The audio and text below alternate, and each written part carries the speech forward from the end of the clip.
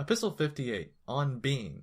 How scant of words our language is, nay, how poverty-stricken it is. I have not fully understood this until today. We happened to be speaking of Plato, and 1,000 subjects came up for discussion which needed names and yet possessed none. And there were certain others which once possessed names, but have since been lost. And these words were lost because we were too nice about their use. But who can endure to be nice in the midst of poverty? There is an insect called by the Greeks oestrus, which drives cattle wild and scatters them all over their pasturing grounds. It used to be called acilus in our language, as you may believe on the authority of Virgil. Quote, Near Silarus groves and Ec Alburnus' shades, of green-clad oak trees flits an insect, named acilus by the Romans. In the Greek, the word is rendered oestrus. With a rough and strident sound, it buzzes and drives wild the terror-stricken herds throughout the woods. End quote. By which I infer that the word has gone out of use. And, not to keep you waiting too long, there were certain uncompounded words current like cernero ferro interse, as is proved again by Virgil, quote, Great heroes born in various lands had come to settle matters mutually with the sword. This settling of matters we now express by decernere. The plain word has become obsolete. The ancients used to say iusso instead of iussero. In conditional clauses, you need not take my word, but you may turn again to Virgil. Quote, The other soldiers shall conduct the fight, with me where I shall bid. It is not in my purpose to show, by this array of examples, how much time I have wasted on the study of language. I merely wish you to understand how many words that were current in the works of Ennius and Accius have become moldy with age, while even in the case of Virgil, whose works are explored daily, some of his words have been flitched away from us. You will say, I suppose, what is the purpose and meaning of this preamble? I shall not keep you in the dark. I desire, if possible, to say the word essentia to you and obtain a favorable hearing. If I cannot do this, I shall risk it nevertheless, even though it puts you out of humor. I have Cicero as an authority for the use of the word, and I regard him as a powerful authority. If you desire testimony of a later date, I shall cite Fabianus, careful of speech, cultivated, and so polished in style that he will suit even our nice taste. For what can we do, my dear Lucilius? How otherwise can we find a word for that which the Greeks call ousia? Something that is indispensable, something that is in natural substratum of everything. I beg you accordingly to allow me to use this word essentia. I shall nevertheless take the pains to exercise the privilege, which you have granted me, with as sparing a hand as possible. Perhaps I shall be content with the mere right. Yet what good will your indulgence do me, if, lo and behold, I can in no wise express in Latin the meaning of the word which gave me the opportunity to rail at the poverty of our language? And you will condemn our narrow Roman limits even more, when you find that there is a word of one syllable which I cannot translate. What is this, you ask? It is the word on. You think me lacking in facility. You believe that the word is ready at hand, that it might be translated by quod est. I notice, however, a great difference. You are forcing me to render a noun by a verb. But if I must do so, I shall render it by quod est. There are 6 ways in which Plato expresses this idea, according to a friend of ours, a man of great learning, who mentioned the fact today. I shall explain all of them to you, if I may first point out that there is something called genus and something called species. For the present, however, we are seeking the primary idea of genus, on which the others, the different species, depend, which is the source of all classification, the term under which universal ideas are embraced. The idea of genus will be reached if we begin to reckon back from particulars, for in this way we shall be conducted back to the primary notion. Now, man is a species, as Aristotle says, so is horse or dog. We must therefore discover some common bond for all these terms, one which embraces them and holds them subordinate to itself. And what is this? It is animal. And so there begins to be a genus animal, including all these terms, man, horse, and dog.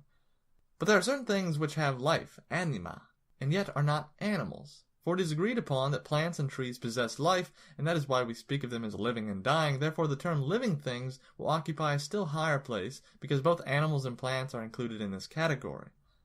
Certain objects, however, lack life, such as rocks. There will therefore be another term to take precedence over living things, and that is substance. I shall classify substance by saying that all substances are either animate or inanimate.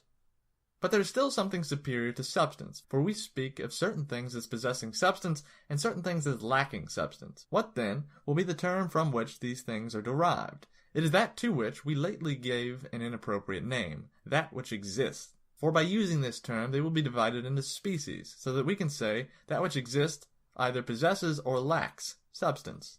This, therefore, is what genus is, the primary, original, and to play upon the word, general. Of course, there are other genera, but they are special genera, man being, for example, a genus. For man comprises species, by nations, Greek, Roman, Parthian, by colors, white, black, yellow. The term comprises individuals also, Cato, Cicero, Lucretius. So man falls into the category genus, insofar as it includes many kinds, but insofar as it is subordinate to another term, it falls into the category species. But the genus, that which exists, is general, and has no term superior to it. It is the first term in the classification of things, and all things are included under it. The Stoics would set ahead of this still another genus, even more primary, concerning which I shall immediately speak, after proving that the genus, which has been discussed above, has rightly been placed first, being, as it is, capable of including everything. I therefore distribute the phrase, that which exists, into these two species, things with, and things without, substance. There is no third class.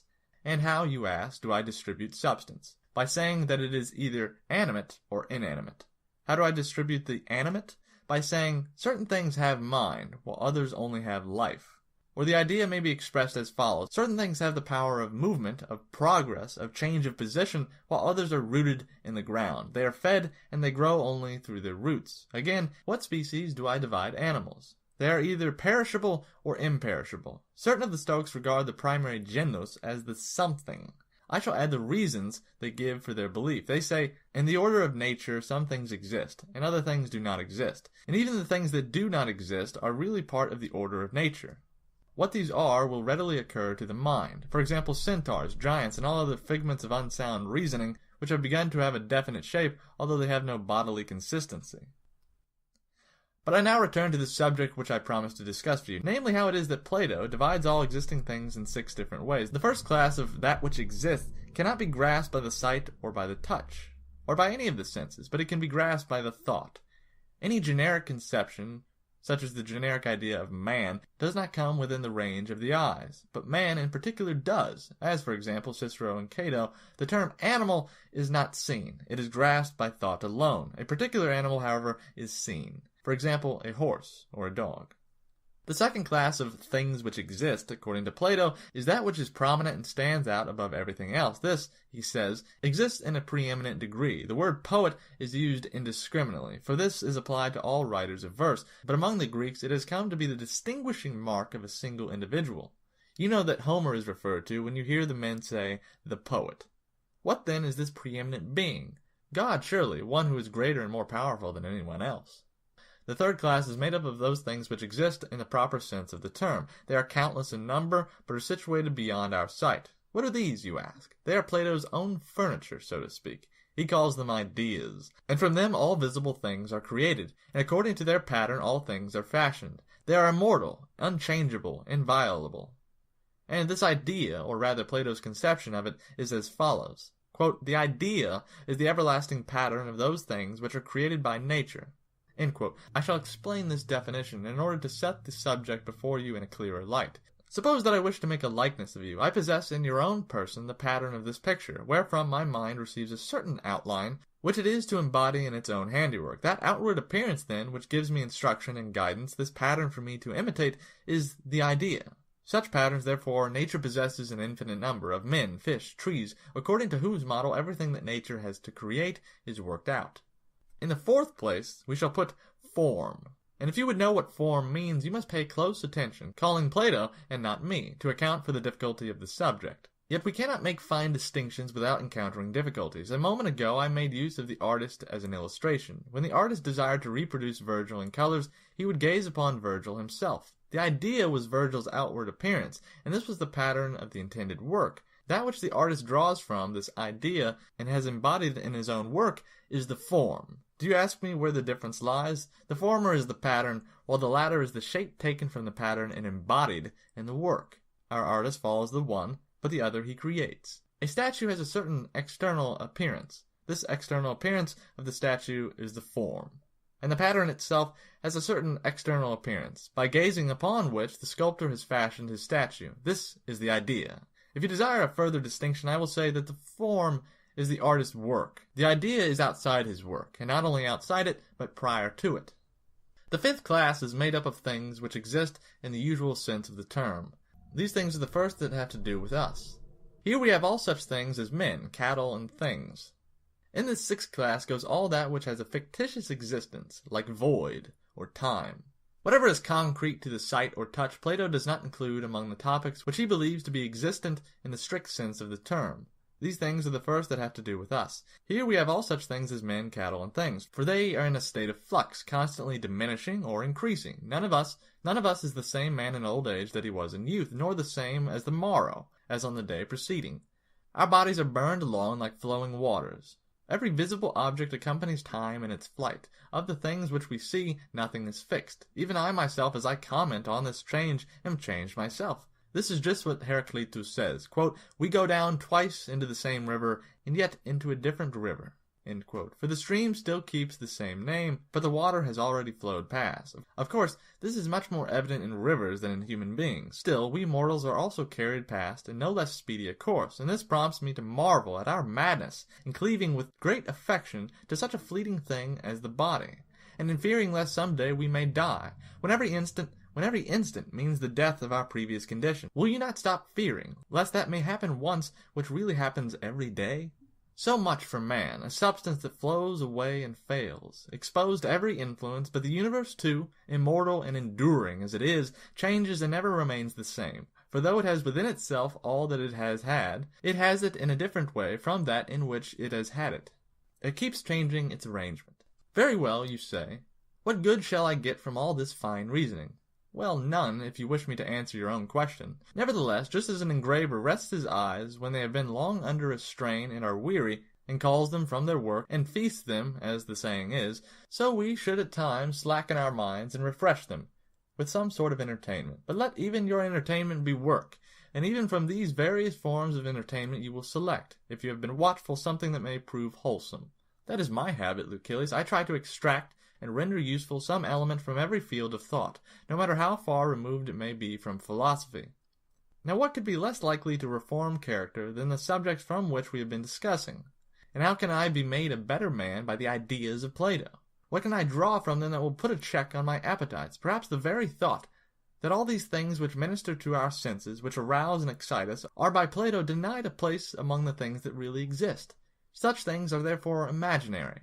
And though they, for the moment, present a certain external appearance, yet they are in no case permanent or substantial. Nonetheless, we crave them as if they were always to exist, or as if we were always to possess them. We are weak, watery beings standing in the midst of unrealities. Therefore let us turn our minds to the things that are everlasting. Let us look up to the ideal outlines of all things that flit about on high, and to the God who moves among them and plans how he may defend from death that which he could not make imperishable because its substance forbade it, and so by reason may overcome the defects of the body. For all things abide, not because they are everlasting, but because they are protected by the care of him who governs all things. But that which was imperishable would need no guardian. The master builder keeps them safe, overcoming the weakness of their fabric by his own power. Let us despise everything that has so little an object of value that it makes us doubt whether it exists at all. Let us at the same time reflect that, seeing that Providence rescues from its perils the world itself, which is no less mortal than we ourselves, that to some extent our petty bodies can be made to tarry longer upon the earth by our own providence. If only we acquire the ability to control and check those pleasures whereby the greater portion of mankind perishes. Plato himself, by taking pains, advanced to old age. To be sure, he was the fortunate possessor of a strong and sound body. His very name was given him because of his broad chest, but his strength was much impaired by sea voyages and desperate adventures. Nevertheless, by frugal living, and by setting a limit upon that which rouses the appetites, and by painstaking attention to himself, he reached that advanced age in spite of many hindrances. You know, I am sure, that Plato had the good fortune, thanks to his careful living, to die on his birthday, after exactly completing his 81st year. For this reason, wise men of the East, who happened to be in Athens at the same time, sacrificed to him after his death, believing that his length of days was too full for a mortal man, since he had rounded out the perfect number of 9 times 9. I do not doubt that he would have been quite willing to forego a few days from this total as well as the sacrifice. Frugal living can bring one to old age, and to my mind old age is not to be refused any more than it is to be craved. There is a pleasure in being in one's own company as long as possible, when a man has made himself worth enjoying. The question, therefore, on which we have to record our own judgment is whether one should shrink from extreme old age and should hasten to the end artificially instead of waiting for it to come. A man who sluggishly awaits his fate is almost a coward, just as he who is immoderately given to wine, who drains the jar dry and sucks up even the dregs. But we shall ask this question also. Is the extremity of life the dregs, or is it the clearest and purest part of all, provided that only the mind is unimpaired, and the senses, still sound, give their support to the spirit, and the body is not worn out and dead before its time? For it makes a great deal of difference whether a man is lengthening his life or his death. But if the body is useless for service, why should one not free the struggling soul? Perhaps one ought to do this a little before the debt is due, lest, when it falls due, he may be unable to perform the act. And since the danger of living in wretchedness is greater than the danger of dying soon, he is a fool who refuses to stake a little time and win a hazard of great gain. Few have lasted through extreme old age to death without impairment, and many have lain inert, making no use of themselves. How much more cruel, then, do you suppose it really is to have lost a portion of your life, than to have lost your right to end that life? Do not hear me with reluctance, as if my statement applied directly to you, but weigh what I have to say. It is this, that I shall not abandon old age, if old age preserves me intact for myself, and intact as regards the better part of myself. But if old age begins to shatter my mind, and to pull its various faculties to pieces, if it leaves me not life, but only the breath of life, I shall rush out of a house that is crumbling and tottering.